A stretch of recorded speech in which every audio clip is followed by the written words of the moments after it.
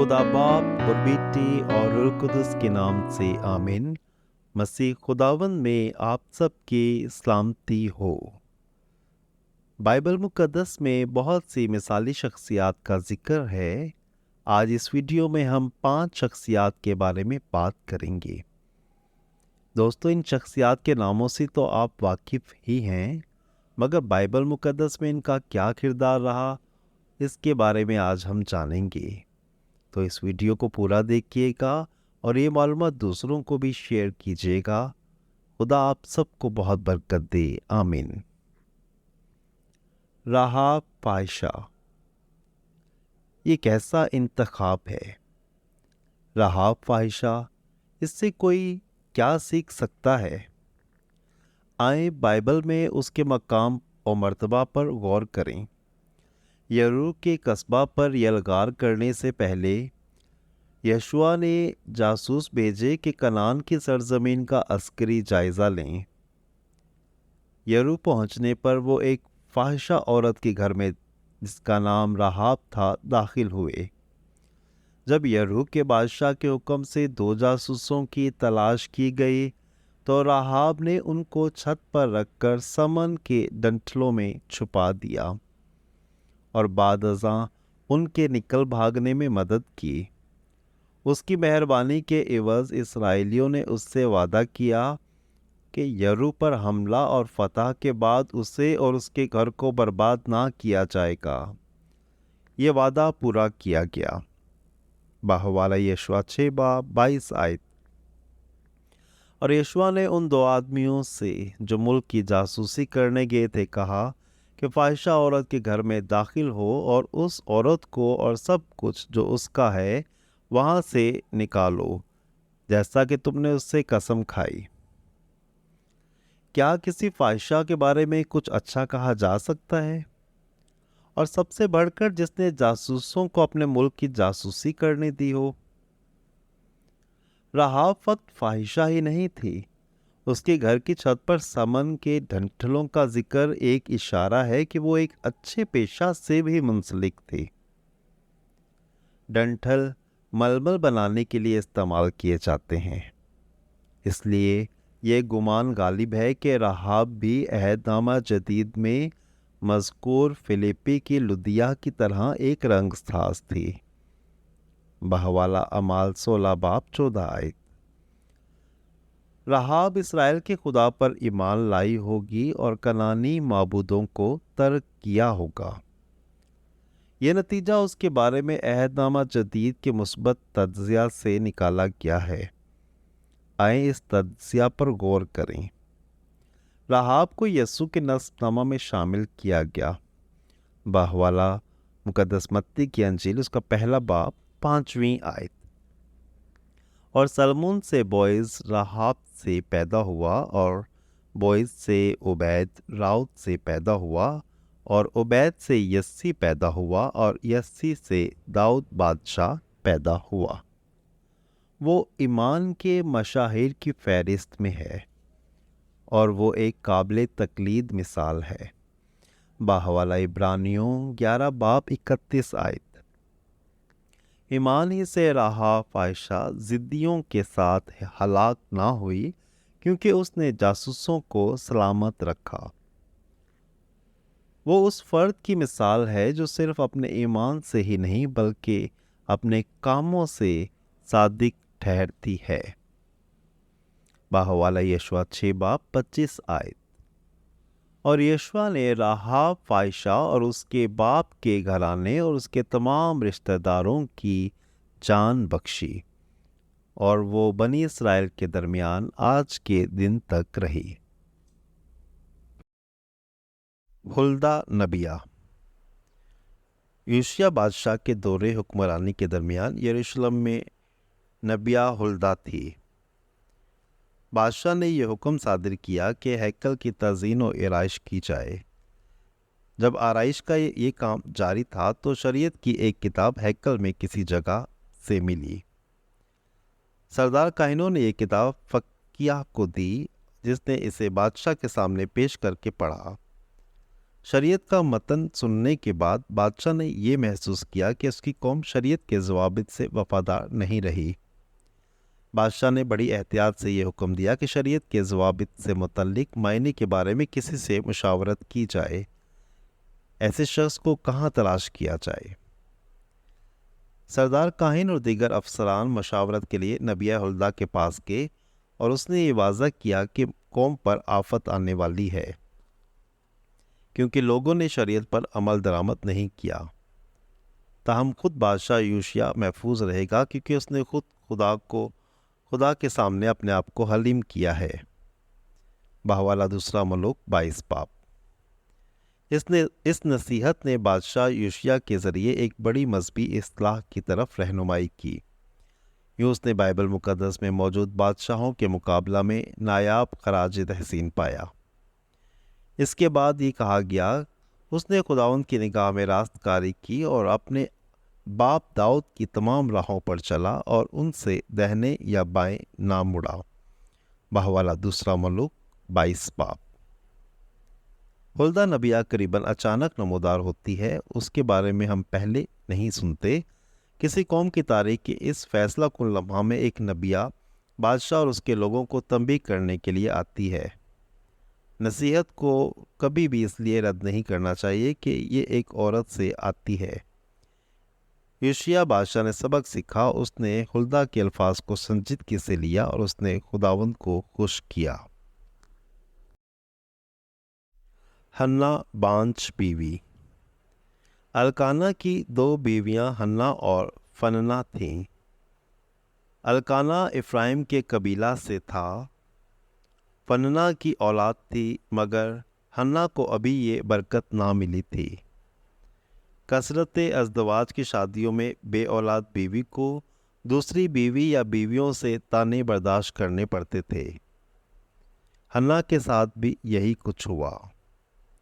اگرچہ الکانا حنا کو پیار کرتا تھا اور شیلو کی مذبح گاہ پر سالانہ چڑھائی گئی قربانیوں کا دگنا حنا کو ادا کیا کرتا تھا، مگر اس عمل نے حنا کو اس درد سے محفوظ نہ رکھا جو کہ بانجھ پن سے منسلک تھا۔ فننا نے مسلسل طور پر حنا کو طعنہ زنی کی، جو یوں ہے، اور ایسا ہی فننا ہر وقت کرتی، وہ اسے چھیڑتی اور حنا روتی اور کچھ نہ کھاتی تھی۔ بحوالہ پہلا سیموئیل پہلی 7 آیات۔ حنا محض روتی ہی نہیں تھی، لیکن وہ بچے کے لیے خداوند سے طویل عرصہ کے لیے دعا کرتی رہتی تھی۔ اس کی دعا سنی گئی۔ اس نے ایک بچے کو جنم دیا جسے اس نے سیموئیل کا نام دیا، کیونکہ اس نے کہا، میں نے اسے خداوند سے مانگا۔ پہلا سیموئیل پہلی 20 آیات میں اس کا ذکر ملتا ہے۔ حنا نے بچے کو عالی کاہن کے حوالے کیا، جو شیلو کے مذبح گاہ پر کہانت کی خدمت پر مامور تھا۔ سیموئیل مذبح گاہ پر خدمت کرنے کے لیے عالی کے ساتھ رہا اور بعد ازاں وہ ایسا قاضی بنا جس کی تمام اسرائیل بڑی عزت اور قدر کرتا تھا۔ اس کے بعد حنا 3 بیٹوں اور 2 بیٹیوں سے فیض یاب ہوئی۔ بحوالہ پہلا سیموئیل پہلا باب اور اس کی پہلی 2 آیات اور 21ویں آیات میں اس کا ذکر ملتا ہے۔ اس واقعے میں دعا کی حیرت انگیز طاقت کو دیکھنے میں کون ناکام ہوگا؟ یسوع نے جب تسلسل اور اصرار کے ساتھ دعا کی ضرورت پر زور دیا تو اس نے ایک بیوہ کی مثال پیش کی۔ بحوالہ لوکا 18 باب پہلی 8 آیت۔ زندگی مسائل سے بھری پڑی ہے۔ کسی فرد کا مسائل کی طرف رویہ ہے جو اہم ہے۔ حنا صرف اپنی قسمت پر روئی ہی نہیں، بلکہ وہ خداوند کے سامنے لمبے عرصے تک دعا میں کھوئی رہی، اور اس نے اپنی تکالیف خداوند کے آگے اونڈی لیں۔ وہ مسائل جو ہمیں پریشان کرتے ہیں اور ہمارا ذہنی بوجھ بڑھاتے ہیں، انہیں ختم کرنے کے لیے تمام ممکنہ اقدامات کرنے چاہیے۔ ان اقدامات میں بڑے ایمان کے ساتھ دعا شامل ہے۔ یسوع مسیح نے ہمیں یقین دہانی کروائی ہے، مانگو تو تمہیں دیا جائے گا، ڈھونڈو تو تم پاؤ گے، دروازہ کھٹکھٹاؤ تو تمہارے لیے کھولا جائے گا۔ باوالا متی 7:7 یسوع نے یہ بھی فرمایا، اس لیے میں تم سے کہتا ہوں کہ جو کچھ تم دعا میں مانگتے ہو یقین رکھو کہ تم نے پا لیا تو تم اسے پاؤ گے۔ باوالا مرکز 11:24 راؤت موابی عورت۔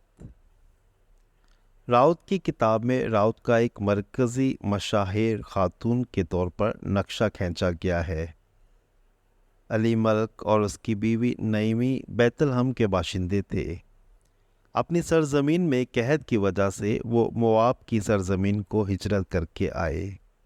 ان کے دونوں بیٹوں نے موابی عورتوں سے شادی کی۔ وقت کے ساتھ ساتھ علی ملک اور اس کے دونوں بیٹے وفات پا گئے۔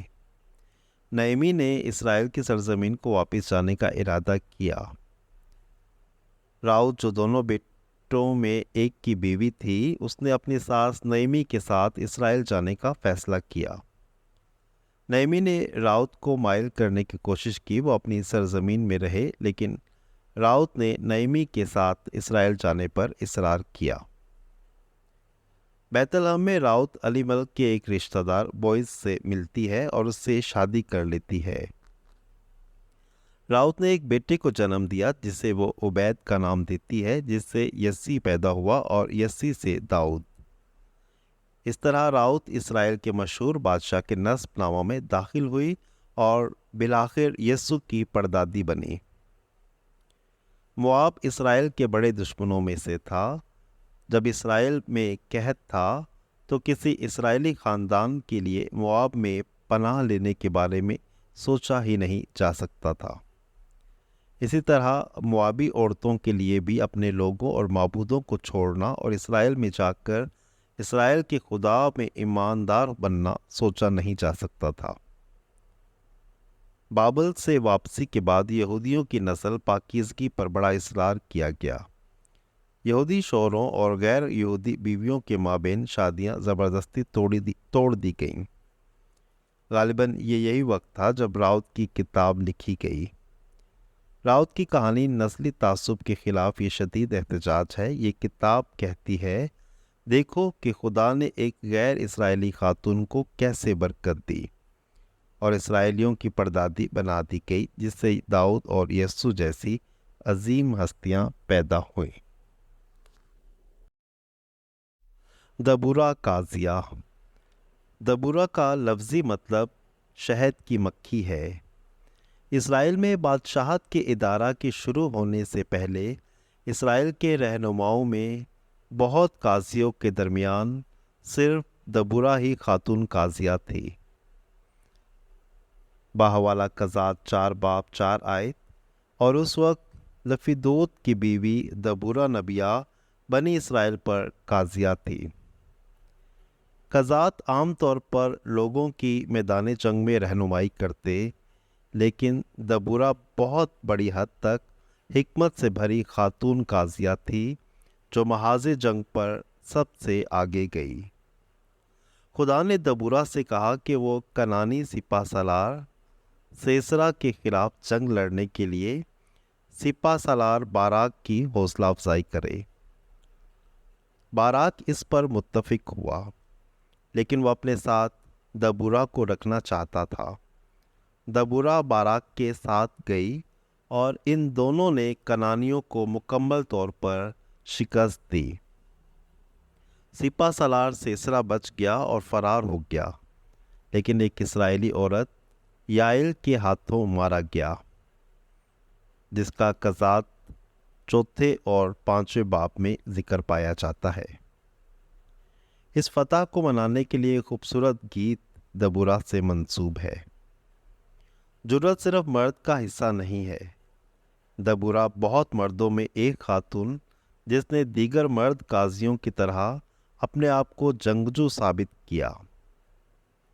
دبورہ نے دیگر خواتین کی قیادت میں معیاری مثال قائم کی۔ دوستو، آج کی اس ویڈیو کے ذریعے یقیناً آپ نے بہت سی نئی معلومات सीखी होंगी। खुदा आप सबको बहुत बरकत दे। आमीन।